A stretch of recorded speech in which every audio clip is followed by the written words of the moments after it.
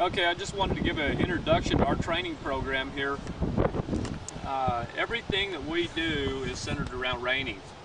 And I know some people think, well, you know, we don't want a reining horse. In fact, I had a client here a year ago that said, well, we're not sending our horse to be trained in reining, we're sending our horse to be trained for a roping horse. But reining, you know, there's a misconception that reining is this, it's an event, it's a sport where you get on a horse and you go lope circles and stop your horse and spin and all that stuff. But that's not exactly what reining is. Reining is a sport, but it's a method for training your horse. And that's what we use, is the method of reining to train every single horse that comes into our facility here. As far as our clinics, that's what we teach every single person, is the reining. Now, how long a horse stays, or how much a person comes and studies horsemanship here, will depend on at what level of reining you progress to. Reining is one of those things that it's another avenue of knowledge, and it progresses for as long as you want it to, and I mean, the knowledge of it will progress for as long as you live, if that's what you want. And really, reining's four basic things. You work on teaching a horse to go forward, backwards, left, and right, with the center of his balance being over his hindquarters. The hindquarters being the driving force for all forward momentum. The front end, the shoulders, and the front feet being the steering. It'd be like the front wheels of a vehicle. If I turn the horse, I want the front wheels to turn too.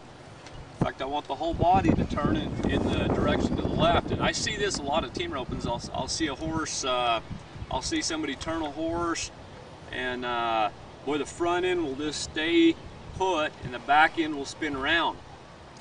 And so, you know, there was an article that I read here, oh, it's been a year ago, that said, well, you know, to us, reining and how you teach a horse to spin and all that is really not important to the sport of team roping. Well, if it's done right, it is important to every aspect of team roping. And you know, when we teach a horse to spin, that's probably one of the most important things of teaching a horse how to stop, is teaching a horse to spin, if you do it right. Now, it's not about, you know, pulling on the horse's rein, kicking him with spurs and whipping him with a rope or whatever to get his front end to move around, but it's about teaching them to collect, round their back up, keep their shoulders up, and the hindquarters becoming the center of balance. So that's why we teach a horse to spin and do rollbacks, so that they learn the center of balance is right here, the hindquarters. You see people at ropings, you know, they'll go in for a heel shot, and boy, that horse will be hitting the front end, and you know, when a horse is landing on that front end, boy, it is very difficult to rope. When you're heading, it's very difficult to rope, and it's very difficult for a heeler to try to catch if a head horse is bouncing around on their front end through that corner. Boy, it gives a really bad handle. So it's very important that we teach the horse to be centered on their hindquarters. That's what reining is all about, is getting them to become centered on their hindquarters, and to do it willingly. If most horses would learn reining, there would never be a problem with a horse in the box. I mean, when we go in the box, we want a horse to be able to willingly walk forward, willingly back up, not spin out, jump out of the corner, and not go there. But we want them willingly to allow us to handle them, to go forward and backwards at our will, so that everything's right for us. And in a nutshell, that's reining.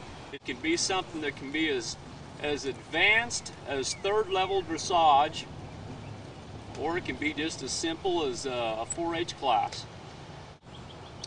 If a person would study the system that's been set up in the NRHA, and I do like that system and how it's set up to teach people horsemanship, and it's advanced level horsemanship.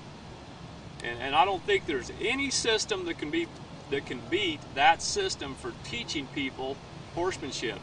The scoring system set up, it's not, the scores are not to say, well, I beat so-and-so and I'm better, but that's not the purpose of the scoring system. The scoring system is to allow you as an individual to measure yourself, see where you're at, and then build upon that and improve yourself. It's about self-improvement.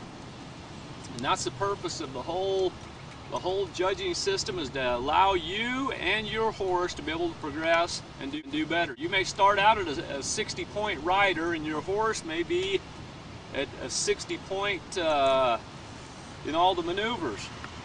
You know, and you work at it, and then you may move up to a 62, and then a 64, and then a 68. And then you may find out that, well, your horse, he's only capable of a 68-point score, and that's as good as he can do.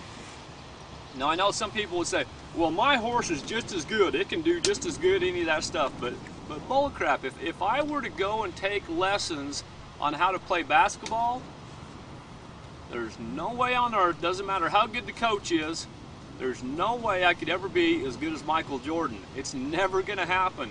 I don't have the God-given ability, and I never will, to play basketball like he did.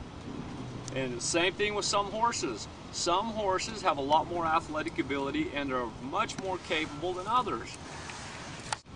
And we'll start talking about this each month, about each maneuver and how to improve our horsemanship. And we'll apply it. We'll do, you know, like the stops and the spins. Once a horse learns reining at the very top level, then I mean it is easy to go and take a horse and bell race on them. It's easy to go and calf rope or head or heel, or if you're going out to work on a ranch, if a horse knows reining, piece of cake. If you're doing nothing more than just buying a horse to go trail riding, if a horse is trained in reining, then my gosh, it's going to be a much greater experience, because a horse is going to be trained to be willing to guide and be obedient to what you ask him to do. So each month we'll go over different situations in reining, and then talk about how it applies to different sports and different situations. So if you'll stay tuned for each month, come back and visit our website. That's what we'll talk about each month. Thank you.